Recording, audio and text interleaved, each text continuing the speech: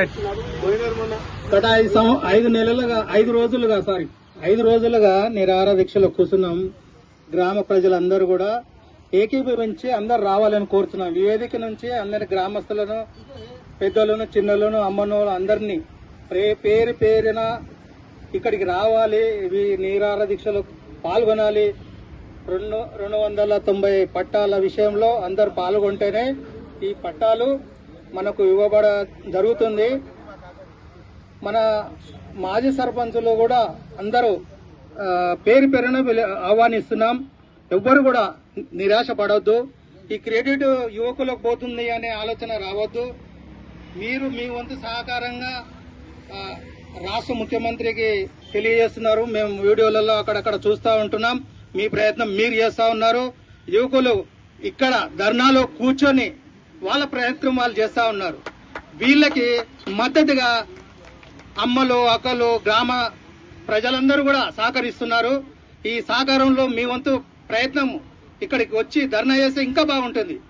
అయితే కాంగ్రెస్ ప్రభుత్వ నాయకులు కానివ్వండి, కార్యకర్తలు కానివ్వండి, లీడర్లు కానివ్వండి, అందరూ వస్తేనే ఇది సక్సెస్ చేయగలం. ఒక గ్రామం నుంచి ఇమాజినరీ గ్రామానికి సక్సెస్ అవుతుంది. లేకపోతే ఎవరి దారి వాళ్ళు పట్టుకొని పోతే నాకెందుకులే వాళ్ళు యువకులు నమ్ముకున్నారు, యువకులనే పోతున్నారు, మమ్మల్ని మా దగ్గరికి ఎవరు వస్తలేరు, మమ్మల్ని ఎవరు పట్టించుకోవట్లేదు, మేమెందుకు రావాలనే ఆలోచన ఎవరు కూడా చేయకండి.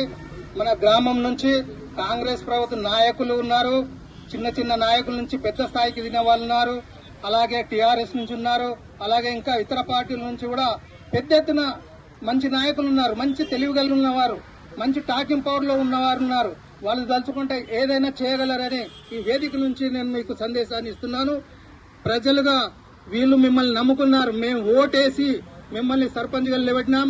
మా కోరిక ఒకటే, ఈ 60 గజాల విషయంలో మీరంతా ఏకీభవించాలి.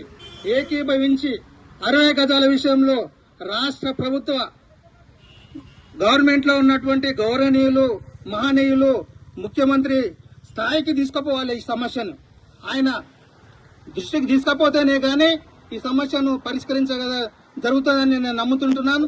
ప్రతి యువకులు గాని, ప్రతి లీడర్ గాని, ఎవరైనా సరే, ఇప్పుడు అన్న మన జడ్పీటీసీ అన్న కంజల భాస్కర్ అన్న గాని, ప్రకాష్ అన్న గాని, మల్లేష్ యాదవ్ గాని, మంజుల రవి మేడం గాని, అందరూ పేరు పేరున వేడుకుంటున్నాం.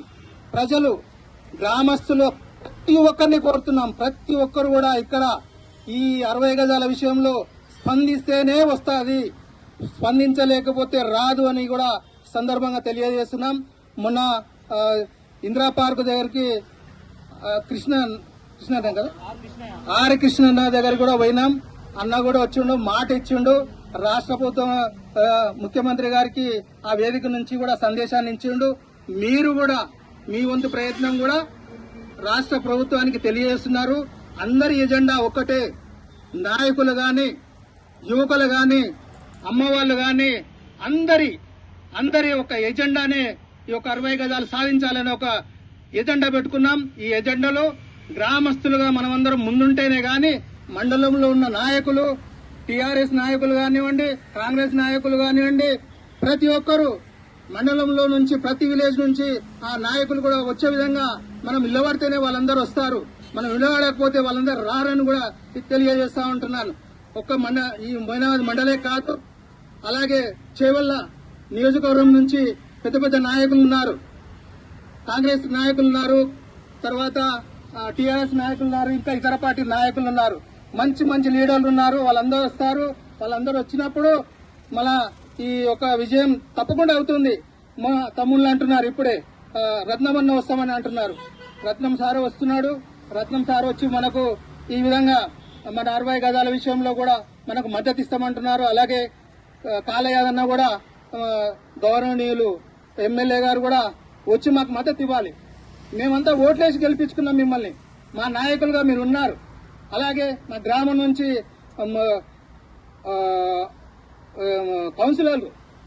కౌన్సిలర్లని విజ్ఞప్తి చేస్తా ఉన్నాం. తప్పకుండా పేరు నిలుస్తున్నాం. ఐలేషి గాని, కిషన్ కానివ్వండి, అశోక్ యాదవ్ కానివ్వండి, వజీర్ గాని, వీళ్ళందరూ యువ నాయకులు. మీరు ఉంటేనే ప్రజలు మీ అమ్మడి ఉంటారు.